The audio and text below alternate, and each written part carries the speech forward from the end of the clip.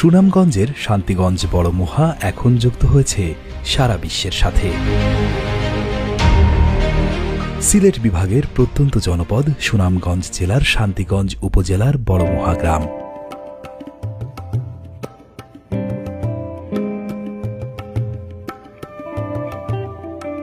এই গ্রামে আধুনিকতার ছোঁয়া ছিল ক্ষীণ, কিন্তু দিন বদলেছে।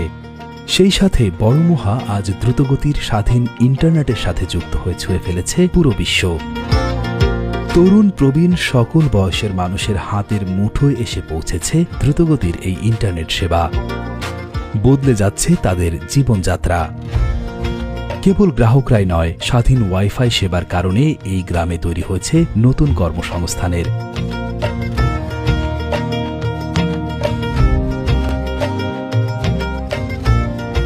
এই গ্রামে গড়ে ওঠা স্বাধীন ইন্টারনেট সাপোর্ট সেন্টারের মাধ্যমে ওয়াইফাই সংযোগ ছড়িয়ে পড়েছে গ্রামের প্রতিটি কোণে।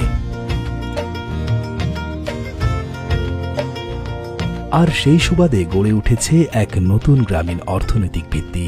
কেউ ব্যবসার মাধ্যমে লাভবান হচ্ছেন, আবার কেউ এই কাজের সঙ্গে যুক্ত হয়ে উঠেছেন স্বাবলম্বী।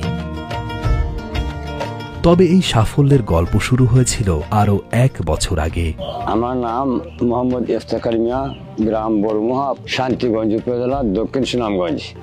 আমার পেশা, আমি একজন কৃষক। 10-11 একর জমি আমি করি, কইয়া 100-150 মণ ধান পাইয়া আমার এই দিয়ে আমার চলা। আর গরু ছাগল আমার আছে, গরু ছাগল ফালি। আগে গ্রামের সমস্যাটা আছিল যে মানুষের নেট পাইতো না, নেট পায় না, আরোগ্য পায় না।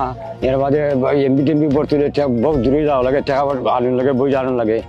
ফাইনেও তারা নেট পাইতো না। নেট না পাওয়ার কারণে ওই গ্রামের মানুষে কিছু আমার লগে একটু আলাপ আলোচনা করলো, যোগদান দিল। তারা হইলো তুমি একটা ব্যবস্থা করো বা তোমার জব করে। আজকে হচ্ছে বিশ্ব টেলিকম দিবস, এবং এই মেলার মাধ্যমে যেটা হচ্ছে যে আমাদের এই টেলিকম ইন্ডাস্ট্রির অনেকের সাথে আমরা সংযুক্ত হতে পেরেছি, এবং সবাইকে আমরা যোগাযোগ করতে পারছি, এবং অনেকেই আমাদের প্রযুক্তি সম্পর্কে জানতে যাচ্ছে। তো আসলে আমাদের প্রযুক্তিটাকে আমরা একটা তৈরি করেছি, একটা ইকোসিস্টেম তৈরি করেছি।